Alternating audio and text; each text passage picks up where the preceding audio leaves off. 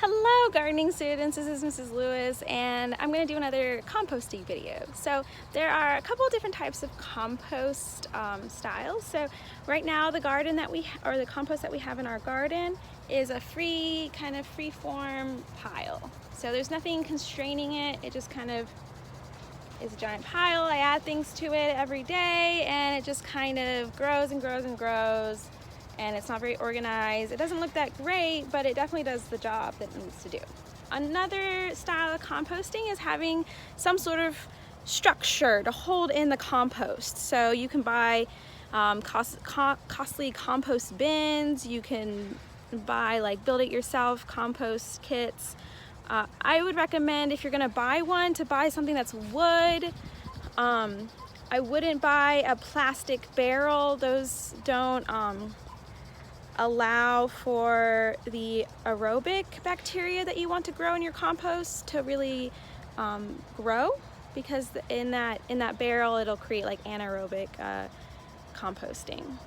So a wood style composting bin or structure that kind of allows air to get into the soil and encourages fungi and bacteria that like the oxygen to grow, and you'll have a nice healthy compost pile that you can use in your garden. Okay, so why do we compost? Composting is what you do when you need to make soil. So our soil here in this immediate area is very heavy and clay. It's also very compacted because of all the construction that was done here before we even bought the land, right?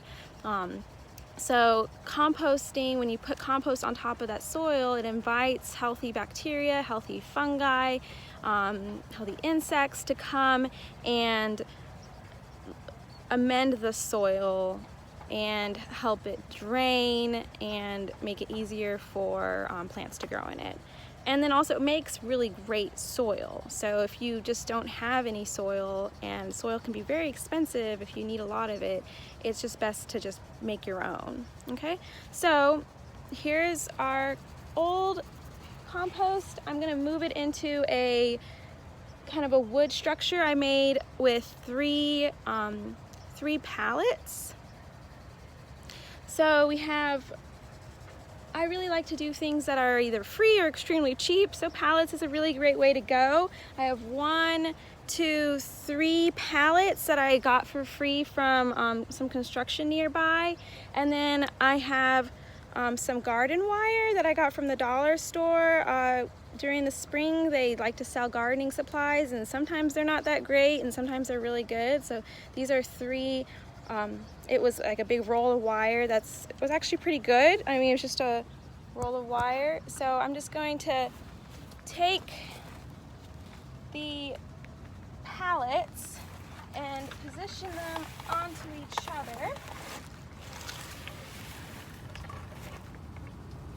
Okay, and then I'm going to take the wire, and this really works if you have someone to help you.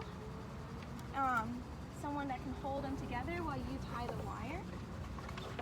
So tie one wire at the top.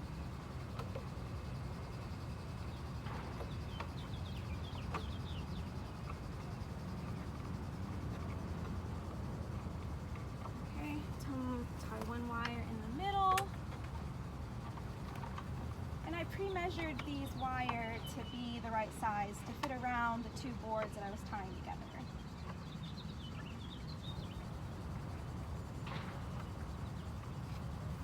And then a 3rd wire at the bottom, and that should last indefinitely.